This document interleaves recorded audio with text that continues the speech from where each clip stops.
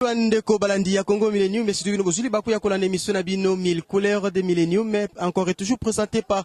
Mokoya Basali na bino Belo Belkame entre Madi et Luka Makambo. Tout ça sur terrain, tout ça le sujet Moko vraiment délicat. Il s'agit bel et bien Likambotali ba soins intimes ya bana basi na Kinshasa. Nous avons remarqué que na Kinshasa bana basi ba koma ko sokola na consigne. Akotambula na ya ko la mukatongo atole asengi ba 100 francs asengi ba 1500 francs kaleso alala kinango yango akobaluka nango soko moni atie mai na douche ye baza na rendez-vous na mobali rendez-vous ya lisolote mais ya molai Kinshasa basi bakomo sokola na consigne sans consigne maizati est-ce que eza malamu mona mosa tambula na kaleso salité mona mosa la kaleso moko 2 jours 3 jours to yebite Kinshasa kaleso e mati tonini to retourna ba mama bangonde babotaka biso bangonde bayebi mingi tokotuna pe bilenge mibali po ba deklaraki base Kinshasa mingi bakomo pesa solo eza dina nini mbote mama mbote papa yebise biso nanu mwana mwasi lolenge nini sengeli na ye abongisaka nzoto na ye. Merci papa pona mutuna oyo na sepeli nango bana basi na biso ba mama tango biso tokolaki tozalaki kobima 6h au sukoli. Parce que biso pe totanga ki tozali ko kende ba classe mais lelo même biso moko ba mama tozo remarquer na bana na biso ya basi lelo na kata ya Kinshasa awa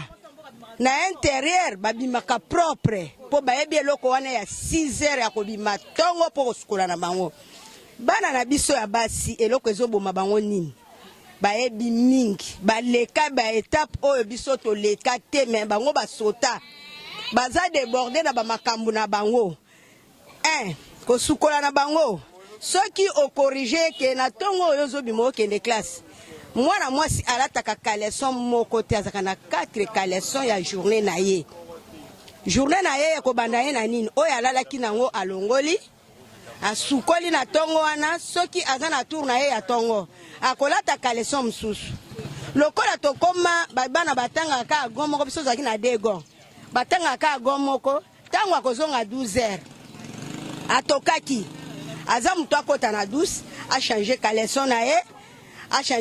na ye oyo akendeki nango na tongo alata ya sika na yango lolenge ni sengi na mwana mwasi asokola nzoto ni surtout nzoto ni ya bomwasi nzoto na ye ya bomwasi oyo ebele baza na ba douche na bango mingi baza kaka na baso ndenge tosukwaka na bakaso wana bakantine poso na biso ebele bayebi sote kantine mingi basukolaka na bakantine akokota na mai ene na douche mai mibale nzoto na biso ya bomwasi oyo eza na baka ebele na kosukola yango akoki kosukola nzoto na ye akopuye yango na savon te kaka musapi na ye oyo ya bomama akokotisa yango na nzoto na ye tango azoko soigner yango azoko bimisa ba perte blanche na ye nyonso wana tango ayebi ke nzoto na ye ekomi pembe abeti mai na ye lolenge akoki kobeta mai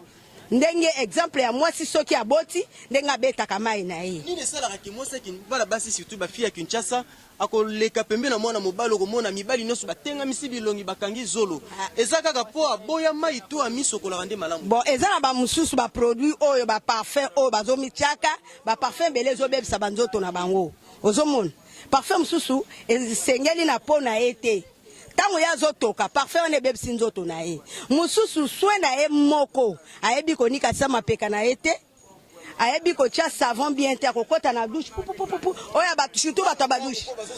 po bazozela ye mususu pe bazozela ye te ne azaka na ye kaka soin te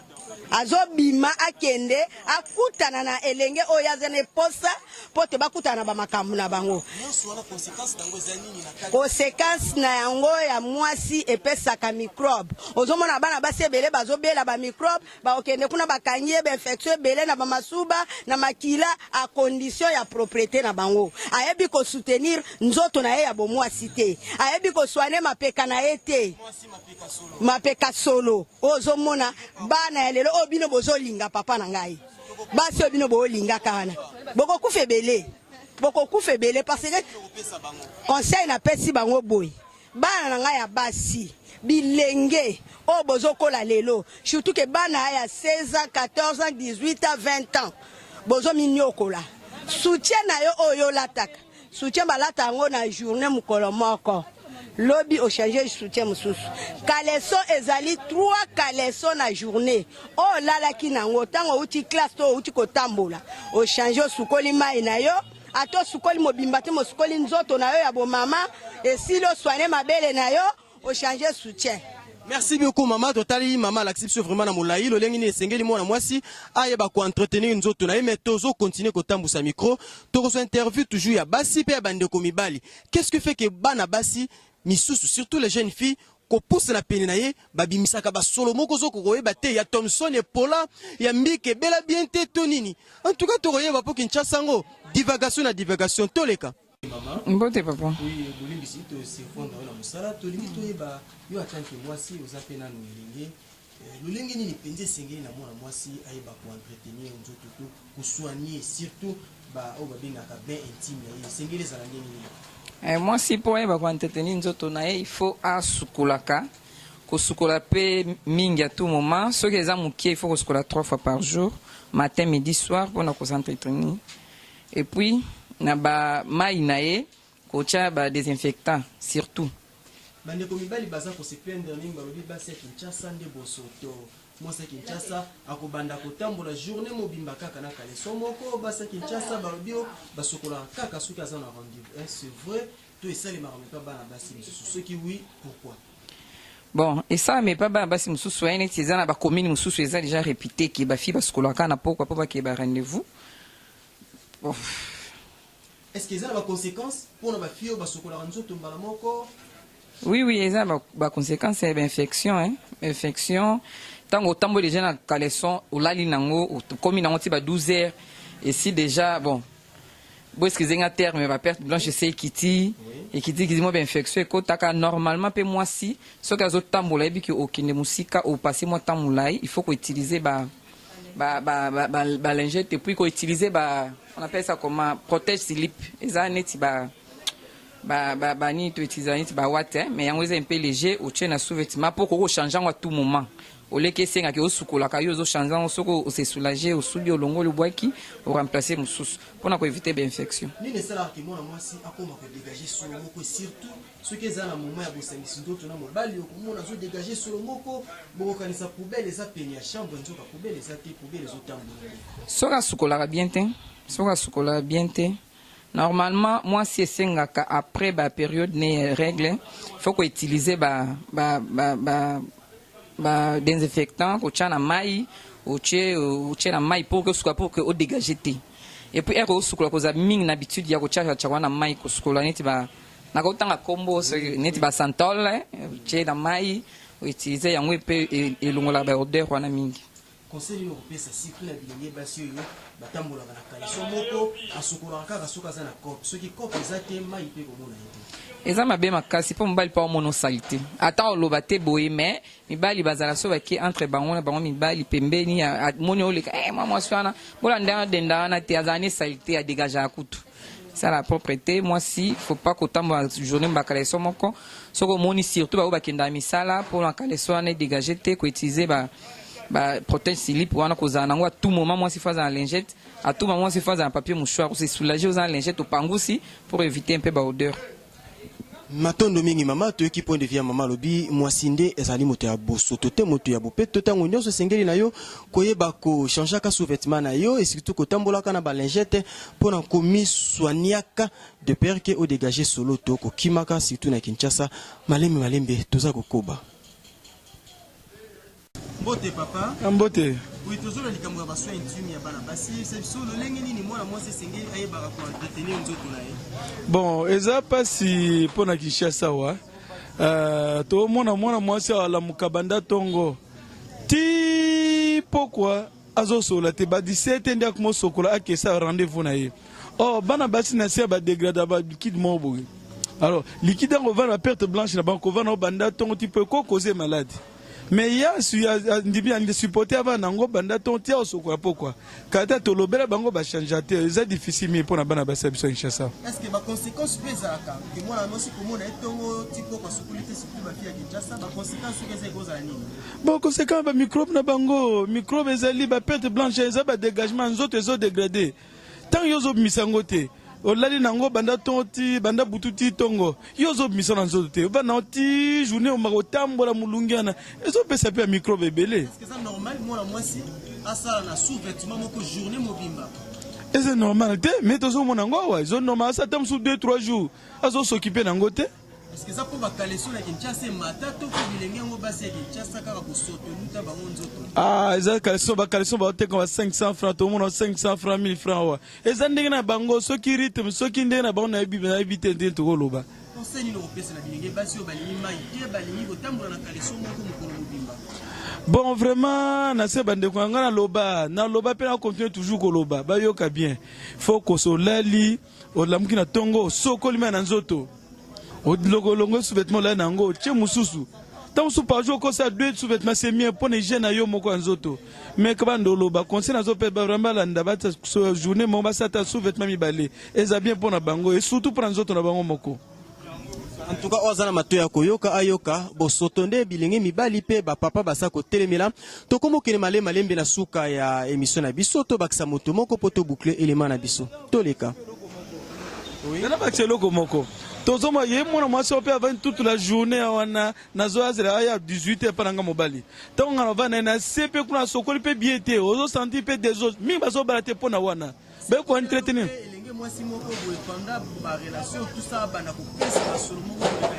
Ah, tout le monde a belé, monsieur ne sait pas où vous avez bango belé, mastranga monga ite, camarade nanga mobo ya bois moi sine kaba kout noter atiki. Ah,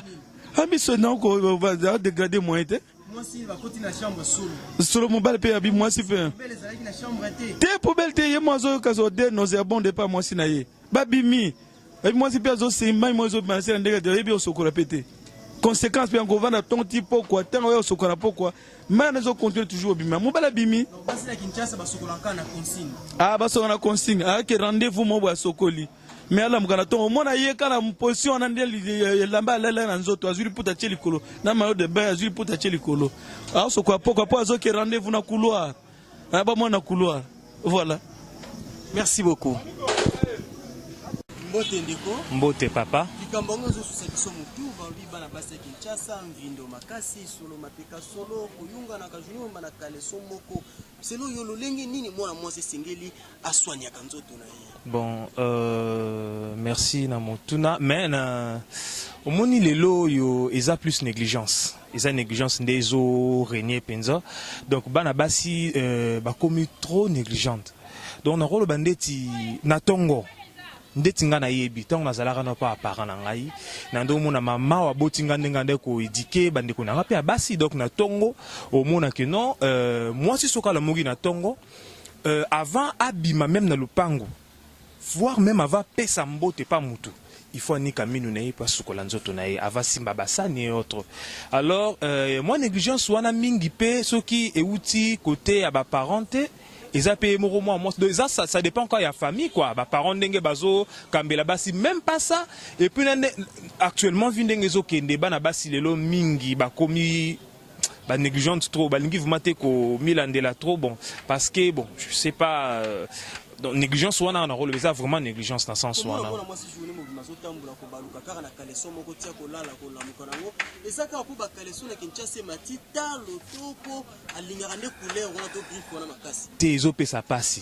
ça passe caleçon tout le bien caleçon ils sont moins cher bilamba basi ils sont moins cher na zandu qui abiso mibali donc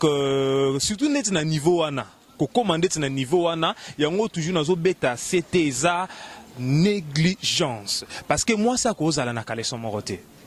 moi ça cause à la caleçon moroté et puis ndenge penza na yebeli makambwango moi si soka la muki caleçon la muki la sukole la kango asukola kango plutôt et soka sukoli na tonga sukola la caleçon wana et puis moi so ya bopeto soke ka kobima na tonga za caleçon wana soka kobima te soka fana caleçon uti kola auto sukola caleçon akolata soka linga bima na ba midi alongola ka sukoli atie mususu parce que nzoto ya moi c'est ndenge moko na biso mibalité donc na sens wana ba oyo bazako salela ba caleçon moko avandi nango ti pourquoi yango moni lelo batondi ebele l'église o nzambe pesanga mobali nzambe pesanga beme ye moko en soi azomitala ranu te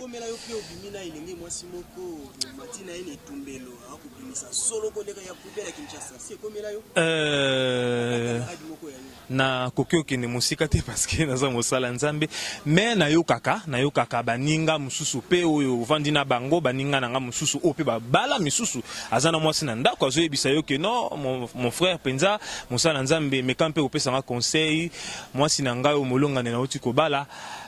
tala mwa badefo ezali boye